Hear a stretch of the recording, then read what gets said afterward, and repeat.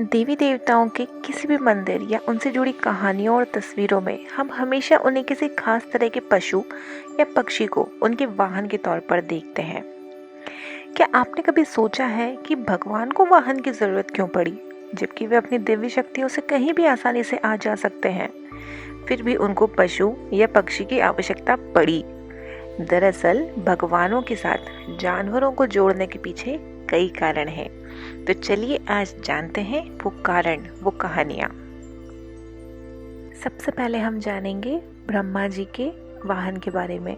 ब्रह्मा जी, जिन्हें सृष्टि का रचयिता माना जाता है, हंस को उनके वाहन के तौर पर दिखाने के पीछे ऐसी मान्यता है कि यदि हंस के सामने दूध में पानी मिलाकर रखा जाए तो वह सिर्फ दूध को पी लेता है और पानी छोड़ देता है।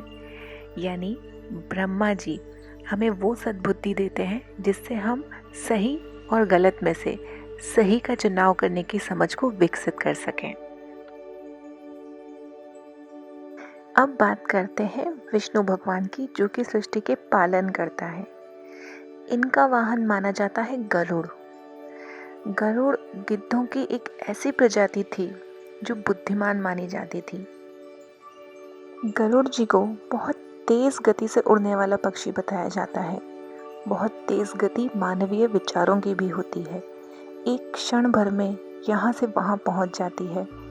चंचल मन के विचारों को यदि नियंत्रित करना है तो भगवान विष्णु की शरण में जाना चाहिए, क्योंकि बहुत तेज गति से उड़ने वाले गरुड़ पर विराजमान वे मानवीय विचारों को नियंत्रित करने की क्षमता प्रदान करते हैं। चलिए अब देखते हैं कि भगवान भोलेनाथ ने बैल को यानी नंदी जी को ही अपना वाहन क्यों चुना। भोलेनाथ बहुत शक्तिशाली होने के बावजूद बहुत शांत और संयमित रहते हैं। नंदी बैल भगवान शिव का वाहन है। उनके गणों में वह सर्वश्रेष्ठ माना गया है। बैल बहुत ताकतवर और शक्तिशाली होने के बावजूद शांत रहते हैं, जो कि भोलेनाथ के स्वभाव में दिखता है। इसके अलावा नंदी के 4 पैर हिंदू धर्म के 4 स्तंभ यानी क्षमा, दया, दान और तप के प्रतीक हैं।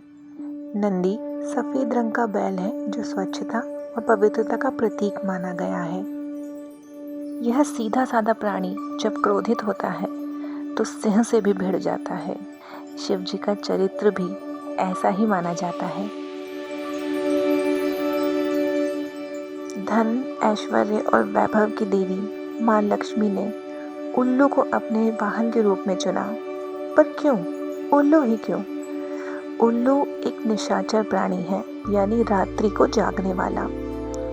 ये संतों और महात्माओं का एक विशिष्ट गुण दर्शाता है कि जब सब सो रहे होते हैं वे जाग रहे होते हैं। ठीक वैसे ही जैसे उल्लू रात में जागता है जबकि सब सो रहे होते हैं। एक और गुण होता है उल्लू में, वे अधिकतर अकेले रहना पसंद करते हैं, किन्हीं अन्य पक्षियों के साथ या मानव जाति के साथ बहुत ज़्यादा उनका घुलना मिलना आप कभी नहीं पाएंगे। तो ये दर्शाता है कि माँ लक्ष्मी का वाहन त्याग और वैराग्य को दर्शाता है।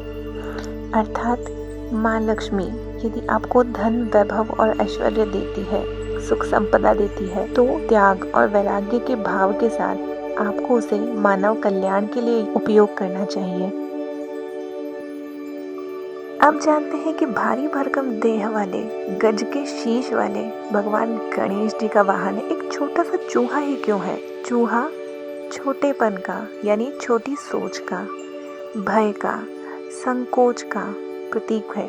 और इसके ऊपर विराजमान गणेश जी यानी भय, संकोच, स्वार्थ, छोटे विचार, छोटी मानसिकता पर विजय पाने वाले भगवान गणेश। ये भय और संकोच ही विघ्न बनते हैं मानव के विकास में, और गणपति जी को विघ्नहर्ता के रूप में पूजा जाता है। यानी गणपति जी हमारे मन के, हमारे विचारों के इन विघ्नों को, इन छोटी छोटी बाधाओं को हर कर उन पर जीत हासिल करके हमें आगे बढ़ने की, सफलता पाने की शक्ति प्रदान करते हैं।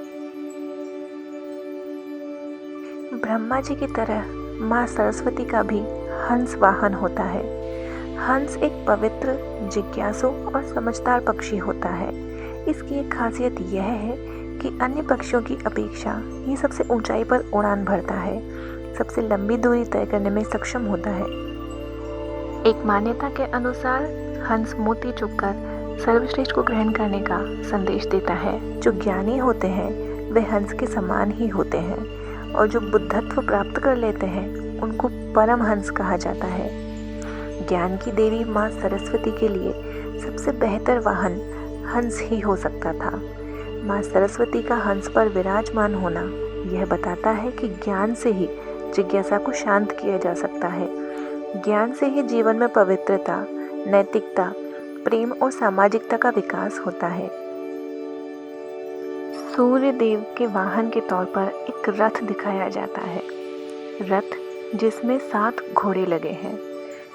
घोड़ों को शक्ति और स्फूर्ति का प्रतीक माना जाता है। सूर्यदेव के इस रथ के सारथी अरुण देव हैं। ये 7 घोड़े सप्ताह के 7 दिनों को दर्शाते हैं और माना जाता है कि ये 7 घोड़े सूर्य के प्रकाश को बनाने वाले 7 रंगों को दर्शाते हैं। इन 7 घोड़ों का नाम है गायत्री, भ्राति, उस्निक, जगति, त्रिस्तप, अनुस्तप और पंक्ति। 1000 नेत्रों वाले देव इंद्रदेव का वाहन एक सफ़ेद हाथी बताया जाता है, जिसके 4 दांत और 5 शीश दर्शाए जाते हैं। समुद्र मंथन के दौरान 14 रत्नों में से एक ऐरावत की भी उत्पत्ति हुई थी। ऐरावत का रंग बिल्कुल श्वेत बताया जाता है, जो बादलों को दर्शाता है, और इंद्र वर्षा के देवता हैं।